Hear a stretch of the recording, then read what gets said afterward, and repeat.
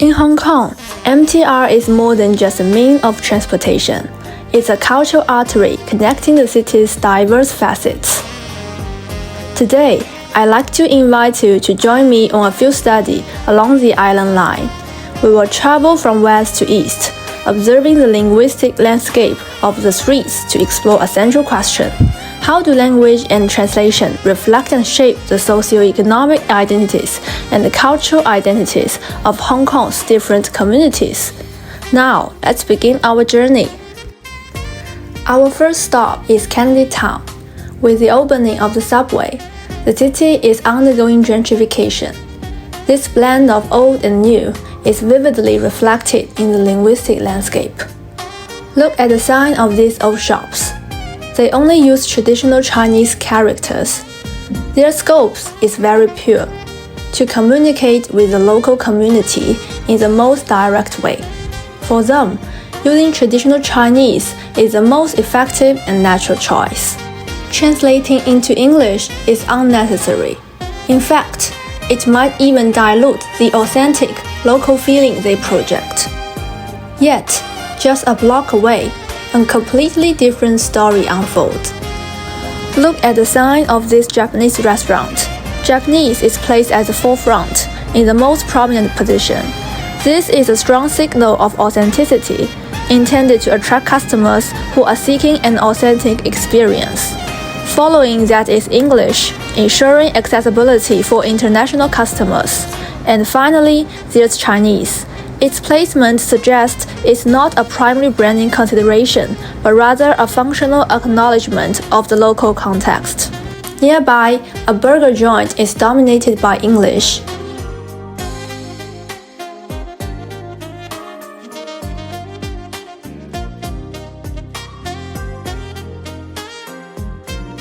And this ice cream shop uses English exclusively. This is a strategic presentation of self. By using English, the global language of this lifestyle, they instantly evoke associations with a modern, trendy, and international image. But the landscape isn't just flat. We must also consider the vertical landscape. Look at this building. At the street level, Japanese Home Center uses a bold Chinese slogan, 全场买4送1, to attract daily shoppers. Above it, So, a Korean restaurant, prominently features English on its side, supplemented by smaller Korean and Chinese text. Higher still, a soon-to-open cafe announces itself only in English. Tea Cafe is coming soon. And right at the top, a real estate leading sign is overwhelmingly in English. This vertical stratification is clear.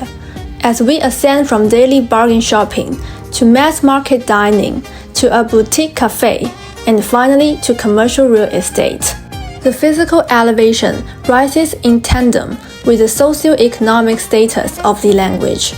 It tells us who has access to these spaces and what values are prioritized. Therefore, Kennedy Town serves as a microcosm. Here, Hong Kong's complex linguistic identities are not just side by side, but are layered one on top of the other. Leaving the tranquility of Kennedy Town, we arrive at the heart of Hong Kong, Central. Here, English appears to be the default language. From the British supermarket Marks & Spencer to the Korean brand Samsung, they all use their global English logos. Of course, we can still see bilingual signs like Amphora Cinemas, catering to the local audience.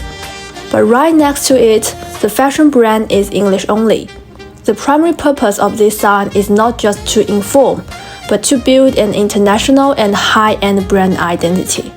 This feeling intensifies as we enter the landmark. The luxury brands here are almost exclusively in English. This was a form of self-presentation by the brand that they were part of the global elite. Now, let's focus on the hoarding for the upcoming store across from Fendi. It doesn't directly state its product.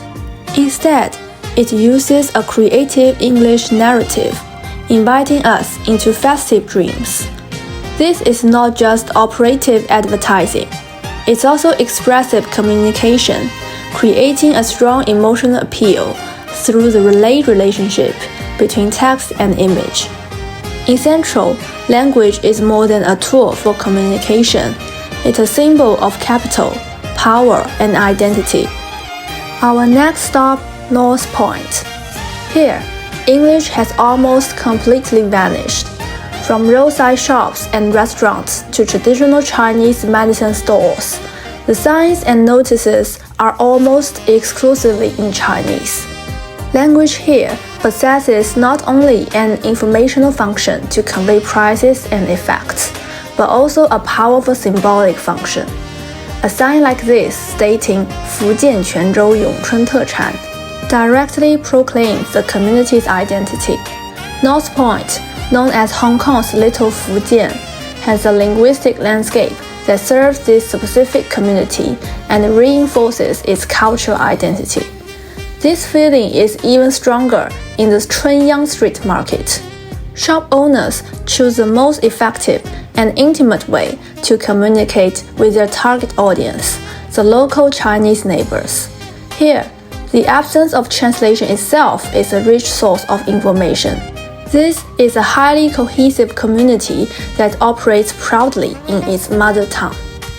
Now, we arrive at the eastern terminus of the island line, Chai Wan. This is a community in its purest form, dedicated to the daily lives of hundreds of thousands of residents. Here, the linguistic landscape is stripped down to its most basic functionality. The primary and perhaps sole purpose of language is to clearly convey information, its informative function. The shop signs are unadorned and direct, predominantly using traditional Chinese, because it is the most efficient means of communication for the local community. A more interesting perspective is to observe the language of absence. Here, you won't find French, nor any decorative language meant to create style or atmosphere, and certainly none of the symbols that signify elite taste.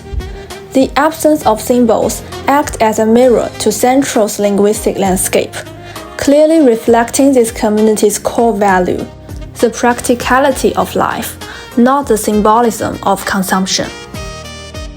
Our journey along the island line has come to an end, but our understanding of Hong Kong's linguistic landscape has just begun.